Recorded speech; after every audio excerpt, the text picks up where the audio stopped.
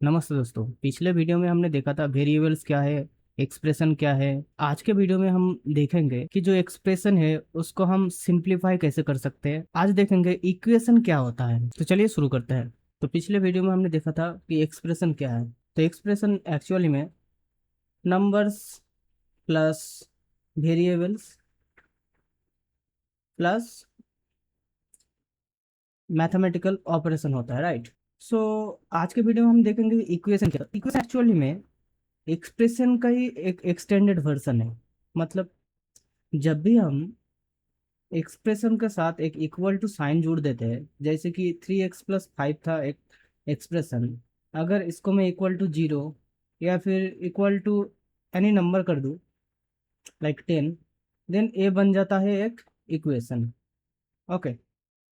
तो expression and equation में difference क्या है? एक्सप्रेशन में आप देख सकते हो कि यहाँ पर कोई इक्वल साइन नहीं होता है, right. No equal sign present here. So यहाँ पर कोई इक्वल साइन नहीं है। लेकिन इक्वेशन में आप देख सकते हैं कि एक इक्वल साइन है एंड राइट हैंड साइड में कुछ नंबर्स है। तो एक सिंपल एग्जांपल देख लेते हैं। सपोज एक पिज्ज़ा का प्राइस है, pizza price 100 rupees. Okay. And आप एक पिज्ज़ा खरीदना चाहते हैं, तो टोटल कितना प्राइस पे करना पड़ेगा आपको? आपको पे करना पड़ेगा 100 multiplied with x, that's mean 100x, right.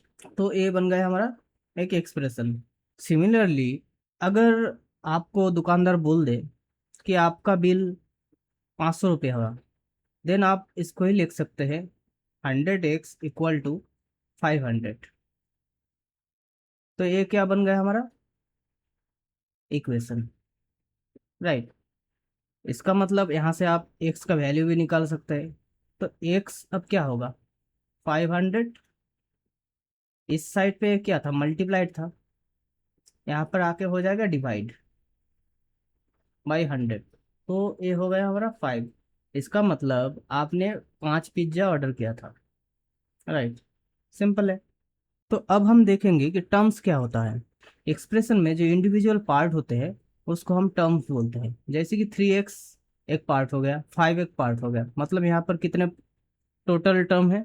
2 term, right. 3x एक टर्म हो गया, 5 एक टर्म हो गया। सिमिलरली अगर मैं बोलूँ आपको 3x² प्लस 2x+1, तो यहाँ पर कितना टर्म है?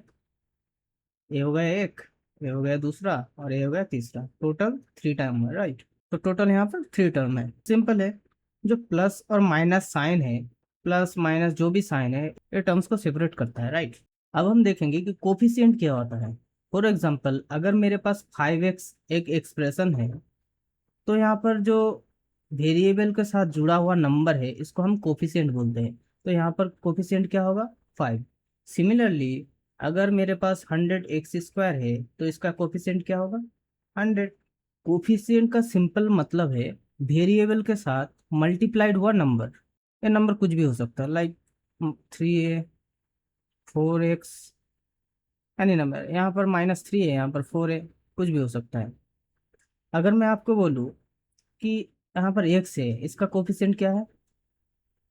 तो इसका कोफिशिएंट है 1। क्यों 1? क्योंकि 1 के साथ x को अगर मल्टीप्लाई करते हैं तो x ही निकलता है, राइट। और यहाँ पर हम देख सकते हैं इसका कोफिशिएंट है 1। इसलिए अगर कोई इंडिविजुअल वेरिएबल है एंड उसके साथ कुछ भी मल्टीप्लाइड नहीं है, दैट्स मीन उसका कोफिशिएंट 1 है। ओके। अब हम देखेंगे कांस्टेंट क्या होता है। तो फॉर एग्जांपल मेरे पास एक एक्सप्रेशन है 5x+3। तो यहाँ पर कांस्टेंट क्या है? जो इंडिविजुअल सिर्फ नंबर है इसको हम कांस्टेंट बोलेंगे। Another example 3x+5। तो यहाँ पर 5 कांस्टेंट है। ओके। इसका मतलब जिस नंबर के साथ कोई भी वेरिएबल नहीं है उसको हम कांस्टेंट बोलेंगे। तो अगर मैं लिखूँ 2x+5, तो यहाँ पर कौन सा टर्म्स क्या है? तो ये तो हो गया हमारा कोफिशिएंट, राइट। कोफिशिएंट। ये हो गया वेरिएबल, और ये वाला टर्म हो गया कांस्टेंट। तो अगर मैं आपको कोई सा भी एक्सप्रेशन दूँ आप इजीली पहचान जाओगे कि कौन सा टर्म क्या है, राइट। फॉर एग्जांपल अगर मैं लिखूँ 3x+10, तो यहाँ पर ये क्या है, कोफिशिएंट, x क्या है, वेरिएबल, 10 क्या है, कांस्टेंट। अब हम देखेंगे लाइक एंड अनलाइक टर्म्स क्या होता है। फॉर एग्जांपल अगर मेरे पास एक एक्सप्रेशन है 5x+3x, तो यहाँ पर आप देख सकते हो कि दोनों वेरिएबल सेम है। इस तरीके का कोई भी एक्सप्रेशन हो तो उसको हम बोलेंगे लाइक टर्म्स, क्योंकि ये दोनों टर्म्स ऐड हो सकता है, तो इसको हम ऐसे भी लिख सकते हैं। फॉर अनदर एग्जांपल, लाइक आपके पास 10y है एंड 2y है, तो ये भी हो गया एक लाइक टर्म्स, तो इसको हम ऐड करके 12y लिख सकते हैं, राइट। अब अनलाइक टर्म्स क्या है, सपोज मेरे पास एक एक्सप्रेशन है 3x+4y, तो ये दोनों वेरिएबल सेम नहीं है, तो इसीलिए हम इस एक्सप्रेशन का टर्म्स को बोलेंगे अनलाइक टर्म्स, एंड इसको हम फर्दर ऐड नहीं कर सकते हैं, ये ऐसे ही रहेगा, ये 3x+4y रहेगा। अब हम छोटे छोटे कुछ इक्वेशन देख लेते हैं एंड इसको सॉल्व कैसे करते हैं वो देख लेते हैं, राइट। सपोज मेरे पास एक इक्वेशन है 3x+5 is equal to like 14। तो यहाँ पर x का वैल्यू क्या है, तो आप बोलेंगे यहाँ पर हम 3x लिख देंगे, उसके बाद इक्वल टू साइन डालकर यहाँ पर 40 डाल देंगे, जो 5 यहाँ पर प्लस था यहाँ पर जाके नेगेटिव हो जाएगा, राइट। तो ए हो गया हमारा 3x = 9, and x equal to क्या होगा फिर 9/3, क्योंकि 3 यहाँ पर मल्टीप्लाइड था, राइट हैंड साइड जाके ये डिवाइड में चेंज हो जाएगा, राइट। तो x का वैल्यू आ जाएगा 3। सिमिलरली अगर मैं आपको बोलता हूँ 4x = अगर 16 है, तो इसका आंसर क्या होगा, x का वैल्यू क्या है, 3y मैं अगर 24 देता हूँ, तो y का वैल्यू क्या है, एंड अगर मैं लिखूँ 5a+3 is equal to 8, then a का वैल्यू क्या है, तो आप कोशिश करिए, इसका आंसर होगा 4, इसका आंसर होगा 8, एंड इसका आंसर होगा